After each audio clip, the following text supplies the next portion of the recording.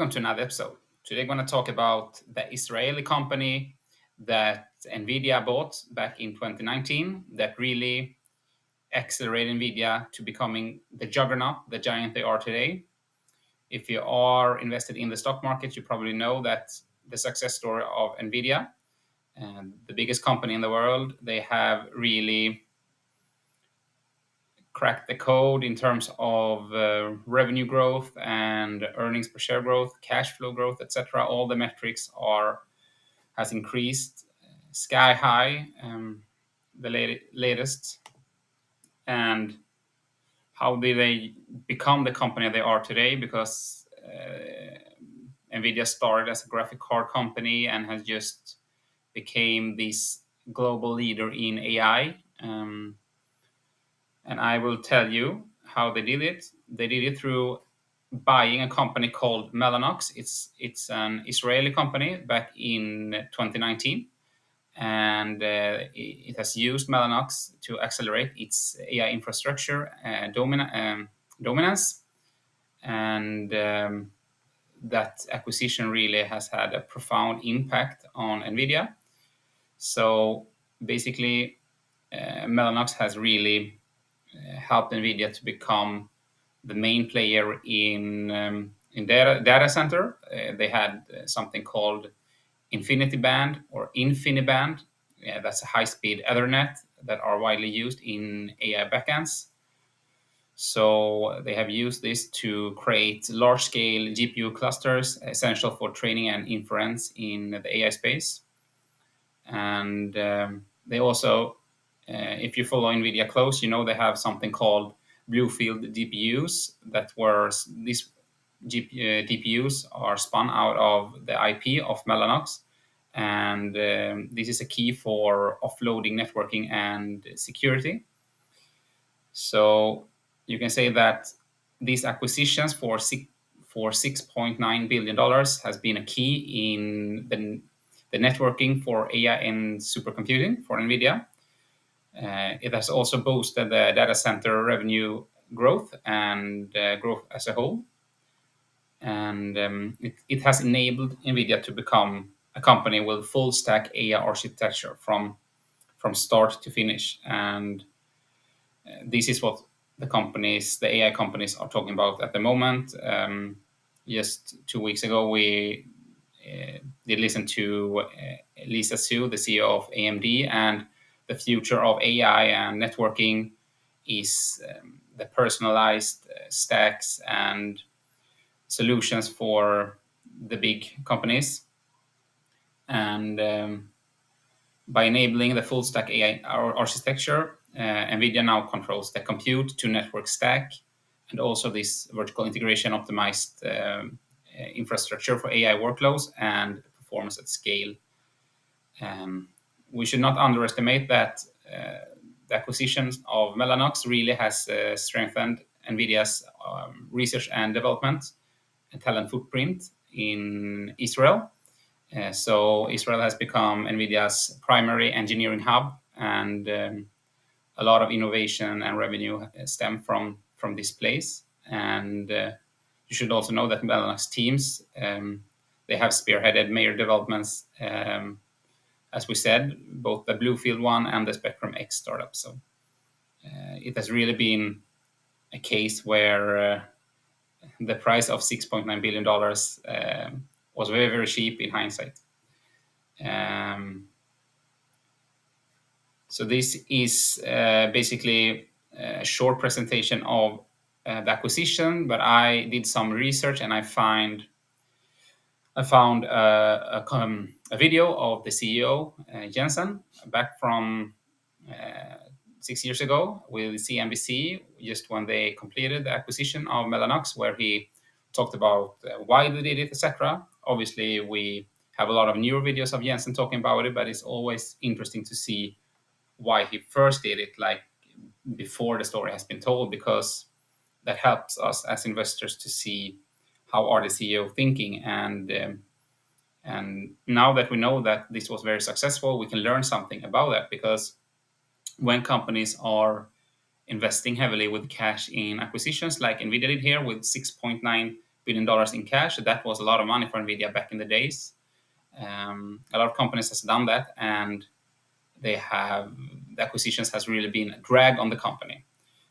So as an investor, you should really keep your eyes sharp on the acquisitions, and if it's something that you long-term see fits the company, because it will add a lot of debt to the company when they do an acquisition. So this is a scenario where it was very successfully done, and it provided the foundation for Nvidia to become the biggest company in the world in terms of revenue, etc.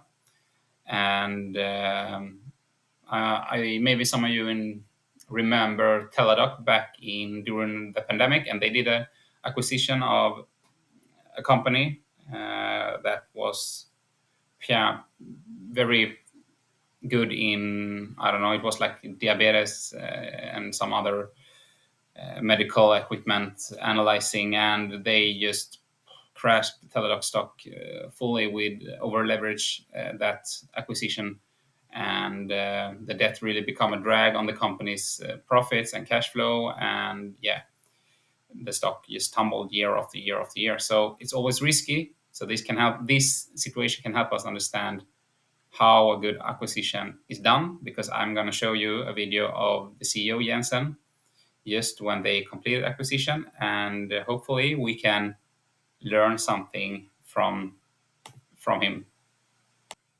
Okay, here we go. So this is a video of the CEO of Nvidia, Jensen, on the Melanox acquisition. As you see, this was 6 years ago, and he joins CNBC here.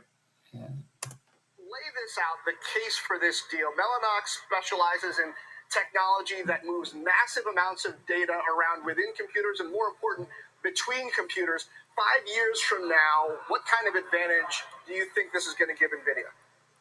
Yeah, as you know, the data center has become the most important computer in the world. And the workloads that's transforming the data center, artificial intelligence, machine learning, data analytics, these applications have so much data and require so much compute, they don't fit on one server. They don't fit on one computer. So you've got to break the problem down into a whole bunch of computers. And so the thing that's really exciting is that the computer no longer starts and ends at the server. The computer in the future would extend into the network. The network is going to become intelligent. The network is going to be smart. The network is going to be part of the computing fabric. And what we want to do is we want to extend our computing reach from the server, where we are today, out to the entire data center. And so this is a very big moment for us. We're doubling down on data centers. We think it's going to be the most important computer of the future. And with this, we could work together with the Melanox team, who are, as you know, world-class at high-performance computing interconnects for networking as well as storage. We could work with their team to build the future of data centers, architect the future of data centers, basically creating data center scale computers. So tell me about competitive advantage. How much of this is about software?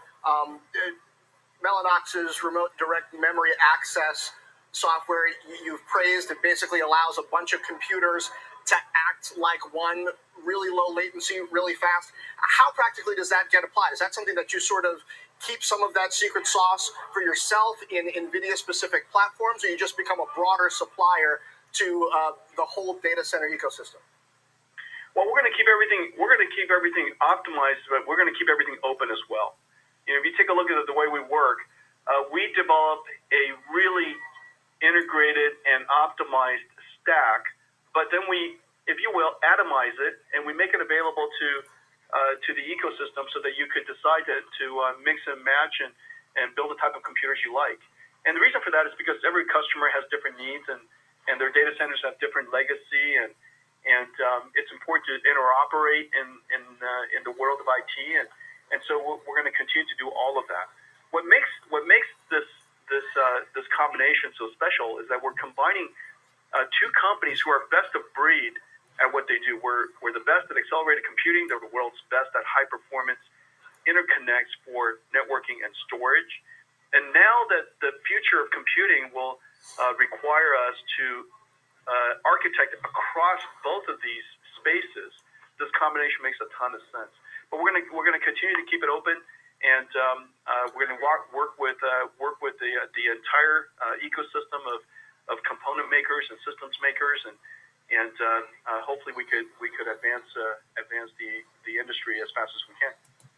Remember that after the acquisition, the data center revenue for Nvidia boomed like 146% year over year. They just started to massively increase. So it was a huge demand out there for the solutions. And because Jensen and Nvidia as a whole was the leader in accelerated computing at that moment, they knew what was coming and they knew it first. And this is why they can do this acquisition and win it. They were willing to pay a bit more for Melanox. I know that it was other companies out there that was bidding for Melanox. It was Xilinx, for example, the company that AMD later bought for 8x the price that Nvidia bought Melanox for. Also, I know that Microsoft was bidding for Melanox. So the big companies knew that Melanox was really a top tier company, but in the end of the day, Nvidia knew that they really needed to go hard on this one, and that is why they did this acquisition with full cash, $6.9 billion, and the rest is history. I got to ask about the mechanics of this coming together. This deal is going to require approval in China. A deal just like this basically got busted up because of that. I shouldn't say just like it, but Qualcomm wanted to buy NXP, couldn't get it done. Relations with China have moved on a bit since then, but you got a $225 million breakup fee here. What gives you the confidence that this deal can get done? Well, our two companies are complementary, and we build computers. We don't build communication systems; we build computers, and so the nature of the work that we do is very different, and our businesses are very different. And so what's going to happen with this combination is look here, the 1 year graph of the stock price of Nvidia is down 36%. Think about that when you invest in stocks and you want to earn money fast. It's very hard to earn money in 1 or 2 or 3 years. You need a long-term perspective, because Nvidia was doing everything right here. They became, from this point, 20x the company they were here. They have done a stock split since this. This is why you might see the share price here, but it's not the market share is not as big as it is today, obviously, based on that share split. But what we can learn from this one is have enough money beside, so you don't get nervous, or have the psyche to not get nervous when you invest, and have really a long-term vision. Obviously, you can be shorter term, but it's harder to make money and very stressful. So I say, as a personal point of view, it's more fun and the long-term perspective, because you can really invest in the company, in the vision, and you obviously, as you see here, despite the company doing everything right, the stock is down 36%. This has happened to me many times when I invest. I listen to the earnings call. I feel like they're doing the correct strategic investments. They are doing most things right, but the stock price just keep getting punished short term. Should I sell just because the stock goes down? That's not how I invest. I invest 10 to 20 years perspective. But in the end of the day, you have to always do your own due diligence. And the due diligence is important, because if you don't do it, it's very easy to get paper hands and sell off your stock when the stock gets down. Just look here, just from October down to December, how much it was down, like 40%. A lot of people would probably sell Nvidia stock at that moment. And what if they never bought in again because they got hurt? They would have missed a huge amount of money. So that's just one little tip for you guys. And for the industry, and advancing innovation is welcomed by the industry. And so I think that this is the ability to innovate faster, to advance their technology. technology faster, I think that's going to be welcomed by regulators and customers. Jensen, this is Morgan. When I hear you talk about this idea that the computer doesn't end with a server, that now it's expanded out into intelligent networks, I mean, I just think about what the implications of that mean from a security standpoint. How are you thinking about it, and how are you thinking about it in a day and age where now we have reports that the U.S. is telling Germany it would limit intelligence sharing if it allows Huawei to build the 5G mobile network there, or when you have the Department of Justice here pressing charges against Chinese companies for IP theft where semiconductors are concerned? Yeah, this is very different than that. This is not network in the public network. This is network inside the data center. In fact, if you look at network traffic, what the industry calls east and west, basically network that's traveling inside the data center, it's growing exponentially. Whereas the network that's north and south, data that's going outside the data center, public data centers, public networks, that's growing up approximately linearly. And so what's really amazing is the data centers of today are essentially large compute engines.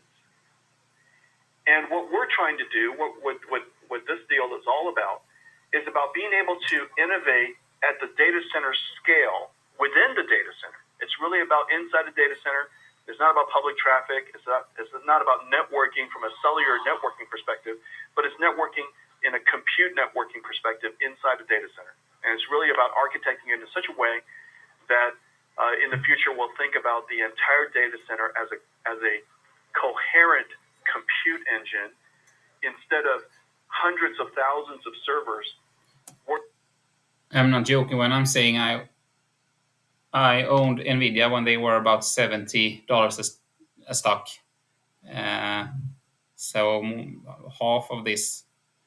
But you learn some things along the road when you invest, and I sold my Nvidia too soon, and I lost a lot of money.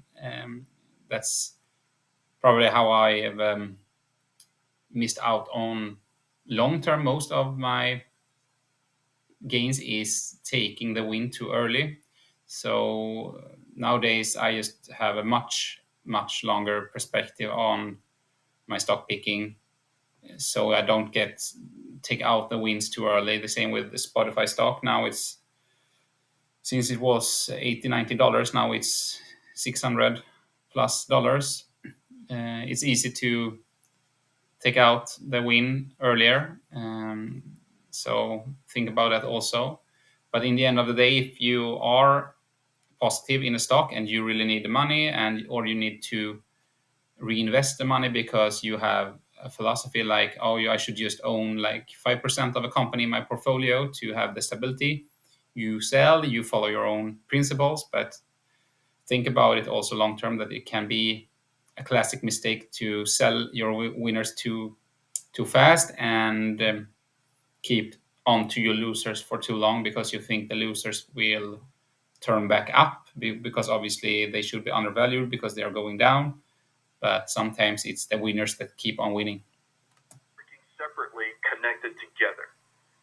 It's going to be one giant coherent compute engine, and the architecture implications are very significant. And we want to get ahead of it and build a future. In the meantime, Melanox's footprint in data centers is larger than Nvidia's because of their history in data centers and their history in enterprise computing. And hopefully in the near term, we look forward to accelerated growth as we enjoy the footprint that they serve, and then there are areas where we have a larger footprint than them. They can enjoy the footprint that we serve. Yeah, your points about the architecture, I think, make sense to viewers, Jensen. But as you know, it's been a few months here where investors have been questioning overall growth trajectories. And whenever there's M&A, in the wake of that, people sort of raise their eyebrows and think, well, what is Nvidia seeing about overall growth that would make a deal like this necessary? What do you tell them? Well, a deal is done when the timing is right.